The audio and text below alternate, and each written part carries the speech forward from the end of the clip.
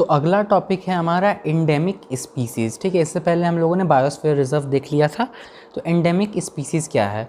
Endemic species are those species which are found exclusively in a particular area. ठीक है, तो endemic species क्या होते हैं कि ऐसे स्पीसीज़, ऐसी प्रजाति जो कि पार्टिकुलर, ठीक है, सिर्फ उसी एरिया में पाई जाती है और कहीं पे भी नहीं पाई जाती है।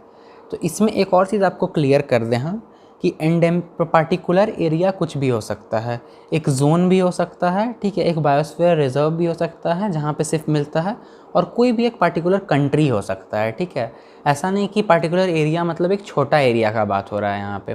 जैसे एक कोई पेड़ है, वो सिर्फ इंडिया में होता है और पूरे दुनिया में कहीं नहीं होता है, तो वो पेड़ क्या है? एंडेमिक स्पीसीज़ है। कहाँ का एंडेमिक स्पीसीज़ है?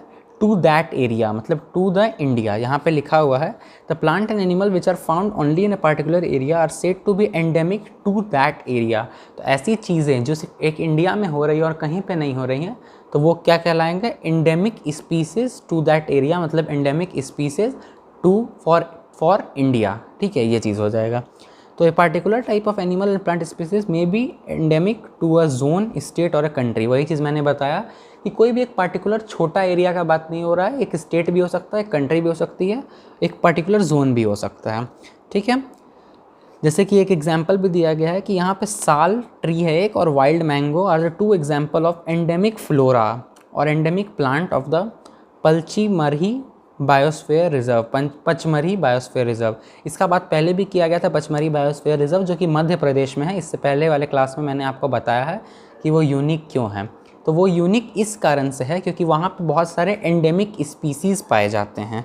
ठीक है, इसलिए यहाँ पे बहुत सारे एंडेमिक स्पीसीज़ में से एंडेमिक, ये फ्लोरा का तो ऊपर बात था, यहाँ पे फ्लोरा का बात था, साल और वाइल्ड मैंगो, और यहाँ फाउना का भी बात है।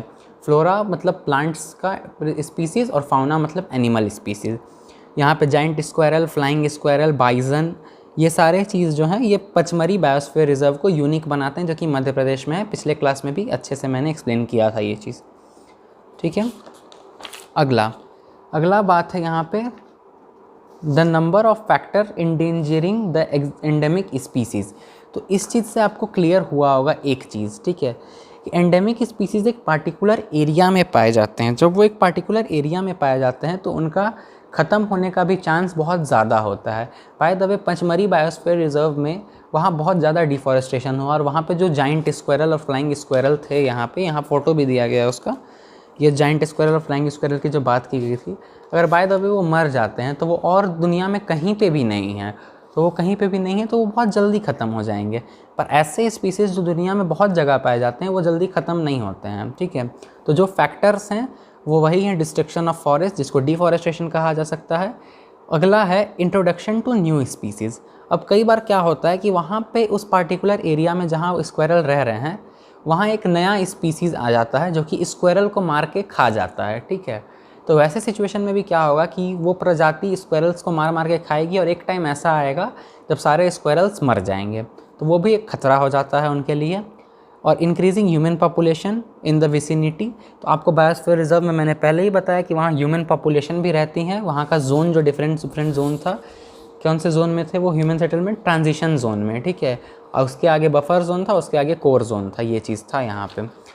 तो ये रोल ऑफ बायोस्फीयर जो मैंने अगले लास्ट क्लास में पढ़ाया था, तो यही चीज़ हैं जो ख़त्म कर सकती हैं एंडेमिक स्पीसीज़ को बहुत जल्दी। तो एंडेमिक स्पीसीज़ बहुत ज़्यादा खतरे में रहते हैं हमेशा। ओके, इनके ख़त्म होने का बहुत ज़्यादा चांस रहता है। ह्यूमन पॉपुलेशन अगर वहाँ जाएंगे तो वहाँ से भी एंडेमिक स्पीसीज़ ख़त्म हो सकते हैं।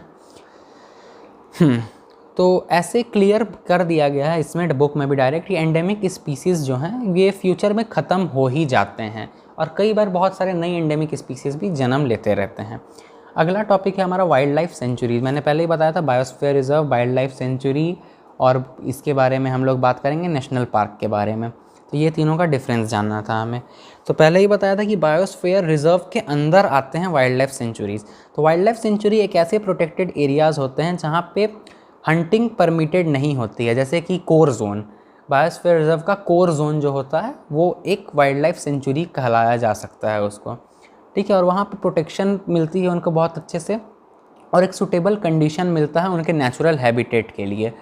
इन wild life century killing and capturing wild animal is strictly prohibited, वहाँ पे क्लियरली मना होता है। Wild life century do not allow any human activity, वही कोर जोन का बात है, ठीक है। और यहाँ पे कई जानवर के नाम भी दिए गए हैं जो ये some of the threatened wild life which are protected and preserve.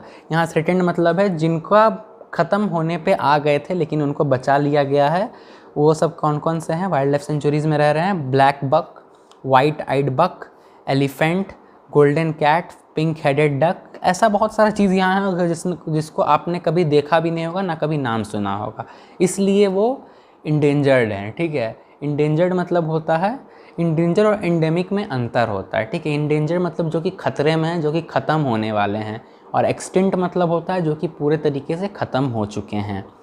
तो ये सारे कुछ कुछ नाम हैं, ठीक है, जो कि प्रोटेक्ट करके रखे गए हैं कहाँ पे, वाइल्ड लाइफ सेंचुरीज़ में। उसके बाद बहुत सारे वाइल्ड लाइफ सेंचुरी इंडिया में कम से कम 500 से ज़्यादा वाइल्ड लाइफ सेंचुरीज़ हैं, ठीक है। और उसमें से कई के नाम यहाँ पे मेंशन किए गए हैं।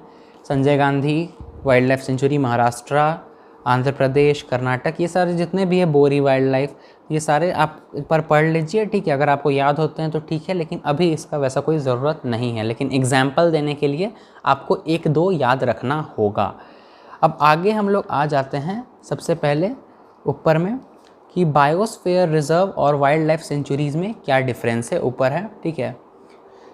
तो बायोस्फीयर रिजर्व क्या होता है? बायोस्फीयर रिजर्व एक पार्टिकुलर बहुत एरिया लैंड होता है, ठीक है, और बहुत बड़ा एरिया होता है। और वाइल्ड लाइफ सेंचुरी क्या होता है? एक बहुत छोटा सा एरिया होता है, ठीक है। यहाँ पे ऊपर मेंशन किया गया, अब दिख रहा होगा आप लोगों को।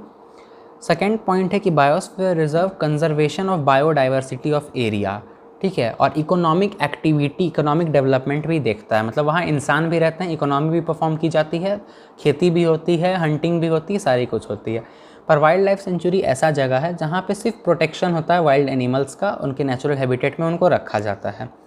यहाँ पे लोकल पीपल, ट्राइबल भी रहते हैं बायोस्फीयर रिजर्व में, पर यहाँ पे कोई भी पार्ट नहीं होता। यहाँ पे सीधे लिख दिया गया है कि ये कोर जोन का पार्ट होता है। बायोस्फीयर रिजर्व में जो कोर जोन आप पढ़े थे, सबसे अंदर वाला पार्ट, ये कोर जोन है, होता है।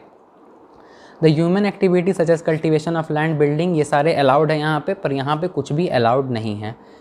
अब थोड़ा सा एक और डिफरेंस यहाँ पे दिया गया है कि वाइल्ड लाइफ सेंचुरी और ज़ू में क्या अंतर है। अब बहुत लोगों को लगा हो कि वाइल्ड लाइफ सेंचुरी और ज़ू अप्रॉक्स सेम ही है, पर इनमें भी कुछ कुछ अंतर है। जैसे कि वाइल्ड लाइफ सेंचुरीज़ में यहाँ नेचुरल हैबिटेट में रखा जाता है, मतलब जंगल में वो खुले रहते हैं, उनको कोई कैद नहीं किया जाता है। पर ज़ू में क्या होता है, उनको कैद करके रखा जाता है शो के लिए। Wild life century contain wild animal and bird found locally, यहाँ पे क्या होते हैं कि लोकल जो भी बर्ड्स और एनिमल्स होते हैं वो भी यहाँ पे रह सकते हैं आके। पर ज़ू क्या होता है, वो एक स्पेसिफिक जानवरों को रखते हैं, जैसे कि जो जानवर आप जल्दी देख नहीं सकते हैं, ठीक है, जो कि जल्दी दिखते नहीं हैं, बहुत गहरे जंगल में ही दिखते हैं, वो सब वहाँ रहते हैं। Wild life century is not open public freely, यहाँ पे आप ज़ू की तरह घूमने नहीं जा सकते हैं वाइल्ड लाइफ सेंचुरी में, पर ज़ू तो घूमने के लिए ही होता है, पब्लिक एरिया है वो। और उसके बाद है कि वाइल्ड लाइफ और बर्ड वहाँ पे बहुत कंफर्टेबल रहते हैं, क्योंकि यहाँ पे नेचुरल इन्वायरमेंट उनको मिलता है वाइल्ड लाइफ सेंचुरी में। और ज़ू में क्या होता है, उनको आर्टिफिशियल इन्वायरमेंट दिया जाता है वहाँ के हिसाब से, ताकि लोग जब देखने आए तो पिंजरे में कैद रहो, खाना टाइम टू टाइम, ऐसा वाला होता है। पर नेचुरल हैबिटेट में क्या है, वो जब चाहे खा सकते हैं, जब चाहे खेल सकते हैं, कुछ भी कर सकते हैं।